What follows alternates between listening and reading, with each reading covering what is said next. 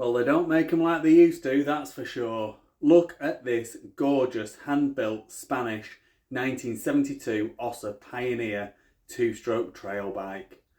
Ossa have built some stunning bikes and this is definitely one of them. I bet this would have been an absolutely awesome bike to ride back in the day, and it could be again. As you can see, she needs a bit of work, as most of my bikes do, to get her back to a former beauty. But she's actually in really good condition.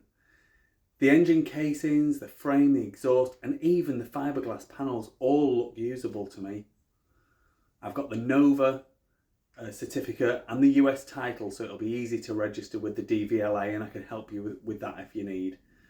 Biggest problem is that there's no spark, but the engine does turn over and it does select gears. And the other thing to note is that there's dents in both rims. They must have both hit the same rock out on the trail. This really will make a mega project and a stunning bike when it's completed. I'm after 1,500 quid for this lovely Ossa, which I personally think is an absolute bargain, as it must be worth at least double that in bits alone.